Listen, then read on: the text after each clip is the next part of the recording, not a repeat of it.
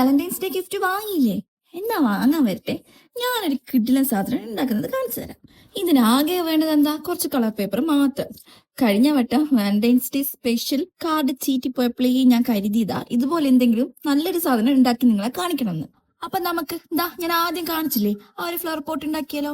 ആദ്യം ഒരു brown paper എടുക്കുക. ബ്രൗൺ പേപ്പർ ഇല്ലെങ്കിൽ വിഷമിക്കണ്ട, കാർഡ്ബോർഡ് എടുത്താൽ മതി. കട്ടിയില്ലാത്ത കാർഡ്ബോർഡ് അല്ലെങ്കിൽ നമ്മുടെ പുസ്തകത്തിന്റെ ചട്ട ഉണ്ടാവില്ലേ, അതായാലും കുഴപ്പമില്ല. അതെടുത്ത് ഞാൻ ഈ 5 സെന്റിമീറ്റർ വീതിയിലാണ് കട്ട് ചെയ്തെടുത്തിട്ടുള്ളത്.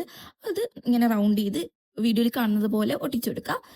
പിന്നെ അതിന്റെ താഴെ ക്ലോസ് ചെയ്യാൻ വേണ്ടിയിട്ട് അതേ ഒരു അളവിൽ ഒരു ചെറിയൊരു കാർഡ്ബോർഡ് കഷ്ണം വേറെയും മുറിച്ചെടുത്തിട്ടുണ്ട്.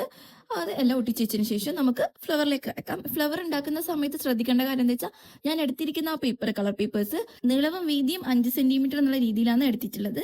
അപ്പോൾ ഞാൻ വീഡിയോയിൽ കാണിച്ച പോലെ നിങ്ങൾ ഫ്ലവർ ഉണ്ടാക്കുക. ഞാൻ പറയുമ്പോൾ കുറച്ച് കോംപ്ലിക്കേറ്റഡ് ആയിട്ട് തോന്നും, പക്ഷെ ഉണ്ടാക്കുമ്പോൾ സിമ്പിൾ ആണ്. പിന്നെ ഞാൻ ആ ഒരു പോട്ടിന് നമ്മൾ ആദ്യം ഉണ്ടാക്കിച്ച കാർഡ്ബോർഡിന്റെ പോട്ടുണ്ടല്ലോ, അതിന് ഞാൻ ജസ്റ്റ് ഒരു പിങ്ക് കളർ അടിച്ചു കൊടുക്കുന്നുണ്ട്. ഇതൊരു വാലന്റൈൻസ് ഡേ ഗിഫ്റ്റ് മാത്രമല്ല, അതായത് രമണ, എങ്ങാനും നമുക്കിതാർക്കും കൊടുക്കാൻ പറ്റിയില്ലെങ്കിൽ നമുക്കിതൊരു ഡെസ്ക് ഡെക്കോറായിട്ട് ഉപയോഗിക്കാം. സിമ്പിൾ. ഇഷ്ടപ്പെട്ട ലൈക്ക് ചെയ്യുക, കമന്റ് ചെയ്യുക, സബ്സ്ക്രൈബ് ചെയ്യുക.